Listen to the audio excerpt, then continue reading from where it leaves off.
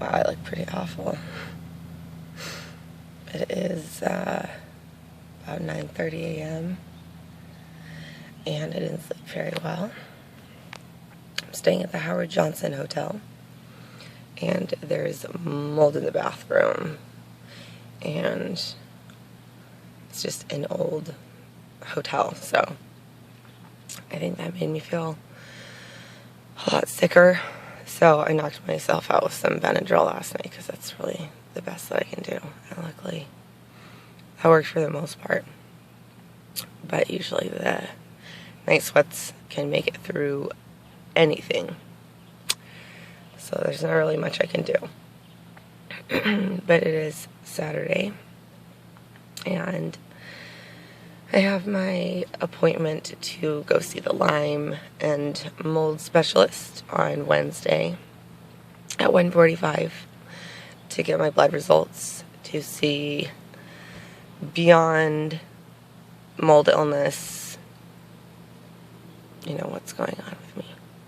Because the doctor seems to think that I have Lyme disease and that I've had it for a really long time, which to me in my mind makes a lot of sense, but probably wouldn't have before I knew anything about Lyme or mold illness. But when you find, black mold growing up your walls, or you've been living for about a year and you've been sick, really sick, bedbound for a year, then you start to get pretty serious about what's going on with you, because a lot of doctors are saying it's mental. Well, mostly. I did meet one psychiatrist that said, after a meltdown I had, admittedly, she said, well, I think that we should put you on lithium, but there's definitely a serious underlying illness. And that was a year ago. And I remember feeling really sad because I knew there was something not right with me. And I'd already been sick for, 6 months or so when she told me this.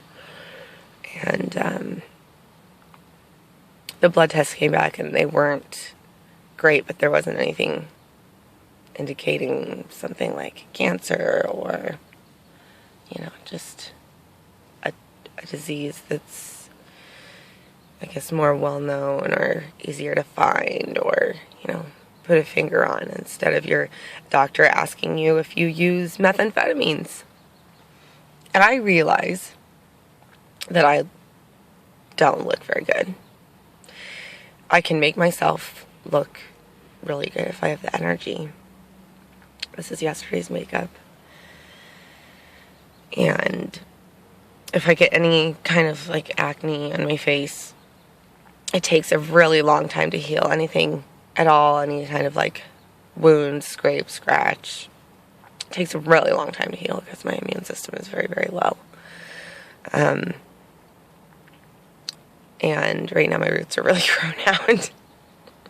Fantastic. So don't think that I like that. I've just not gotten around to asking my amazing cousin if she will do my roots. And in fact, I had a dream last night that my dad did my hair, which was really weird because my dad would never do my hair. And then I realized, after I washed it out and I dried it and I was looking at it, I was like, oh my gosh, I forgot to tell him he needed to make sure there was no demarcation line. And there was just a demarcation line around my entire head. I don't know why I had this dream, but I did, and it was weird. And here I am talking about it. And my roots are growing out, and my baby hair is crazy growing out, because one of the things that happened to me is I lost probably half the volume of my hair. I was fortunate enough to not have it come out in chunks, so it was pretty even, but just got really thin and lost a lot. And so now it's growing back, which is great, but it looks really goofy, like a clown. So when I put another video on here or a picture, That's going to look really different. But this is also not exactly how I look, because it's pretty bad right now. I do weigh a little bit more than I did a couple months ago, which is good. But still very slender, bleach blonde hair. If I don't wear makeup, or my roots are grown out, or I just am being me, then there's the possibility that I'm gonna get poked fun at, and I'm an addict of something, or I had the police accuse me of that one time outside of a hotel room, and I was not taking any medication at all. Actually, my heart rate was 120 when he took it, and then this was like a couple weeks after my doctor's appointment, and he also thought that I was on methamphetamine. So it's kind of sad that that's what it comes to in this world. We're so mistreated, misunderstood. We don't have a voice enough anyway. I mean, it's gotten a lot closer, but to not be able to just, sit on the sidewalk outside a hotel without getting harassed by a police officer. And I knew I wasn't looking too good. It was worse than this, honestly. My face was a lot skinnier. I didn't have any mascara, anything on. My roots were also grown out at the time. I guess I'm not very good at keeping up on that. And, just pegged for how I looked.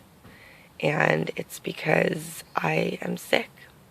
So it's hard to be judged, especially when you don't like it either. You don't want to look in the mirror and see yourself. Or some days I look so great and I have the energy to put makeup on and all of that fabulous stuff. I'm thinking about straightening my hair this morning, but I don't know if I can make it all the way through. But the good thing about that is you can start and stop. And I think instead of starting at the bottom, I'll start on the top of my head just in case I don't make it through. But at least get rid of all this fluff here on top that you can see. I don't even know where I was going with that. When I do have the energy, I look really normal, really great. Nobody would look at me and be like, oh yeah, she's really ill. She looks like she is about to hurl. She looks extremely nauseous. She looks uncomfortable. She looks like every muscle and bone is aching in her body, and she just wants to scream from the inside out. No, they just see a, young lady who looks pretty healthy and normal most of the time.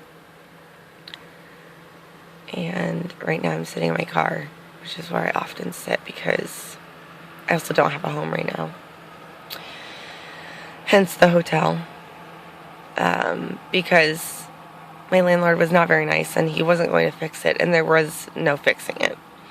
Which should have meant that he housed me in another place and yada, yada, yada, so on and so forth. Well, there was a lot of other things going on in my life, and we really just needed to get out of there for health reasons and many other reasons. And I thought it would be a lot easier to find a place. But when you are this sick, it's very, very difficult. So that was January 26th is when we moved out of 2014, and it's May 2015. So here I am again in a hotel parking lot, and I see a cop car cruising now. And maybe they were next to me. I don't know. They could have been listening to me. But now I'm kind of nervous. They're just sitting there like scoping, I guess, which is generally good in a hotel parking lot because you don't want people creeping around. But it's not really good when you feel like they could think you're the one creeping around. It's weird to be that person. I always looked really, really good all the time and on my toes and, you know, charismatic and all of these great things. And now my energy is so low that it's kind of like a drone a lot of the time. And I feel really awful about that when it comes to being a mother, because that's pretty much taken away, you know, most ability that I could have to, you know, do fun things with my kids besides me sitting around, because I can't, you know, walk more than 20 feet without feeling like I might die. So I definitely push myself and overexert myself, and you know, will go above and beyond when I can, which above and beyond for me is, you know, pushing my 4-year-old son on his bike around our property, which is rough terrain, by the way. It's not, you know, pavement or anything easy like that, no grass. But, you know, 20 minutes of that and I'm done for like an entire day. So hopefully Wednesday, I mean, I know I'll be getting answers, but I hope that it means, you know, getting well also, ultimately, whatever it is that's going on with me, because I want to feel like a regular human being again and do fun things and just enjoy life and not feel like escaping my body, and not constantly having it on my mind that I don't feel good and wanting to say I feel good, I'm perfect, I feel great, and I'm really grateful for my life. But this is definitely,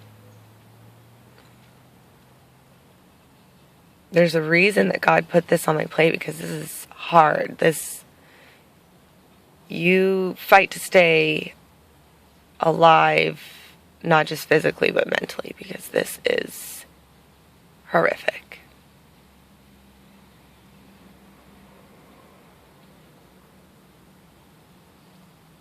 The pain, the exhaustion, the hot flashes, night sweats, extreme fatigue.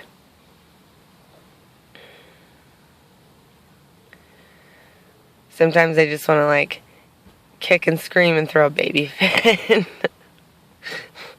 Like, can I just get down on the ground now and just kick until I fall asleep and not get up?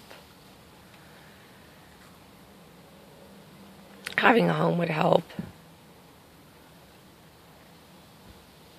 But I thought, you know, oh, if I ever got sick, oh yeah, I'd definitely be one of those like strong, covered up, like heroic type.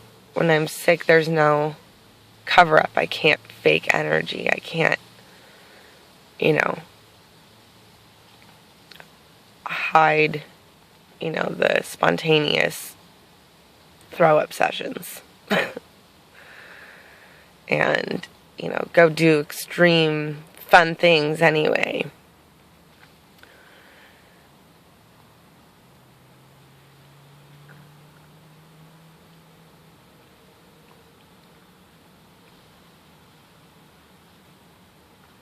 So that's, you know, really hard. I would do it. You know, I want to take the kids to Disneyland because I'm a Disneyland freak. You know, maybe if I just, you know, don't have enough energy, I could just like sleep there. Would they really catch you? I'm just kidding, Disney, but send me tickets. I've never been to Walt Disney World. Just saying. Okay, I look crazy like crap. Like, I mean, that's okay, because I'm still who I am inside. But if you didn't know me and you saw me, such as right now, I don't know if this is like the really first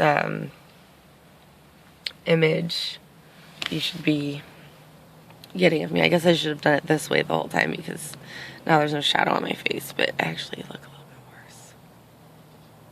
So, anyways, that's all for now. And I'll catch up with you again later.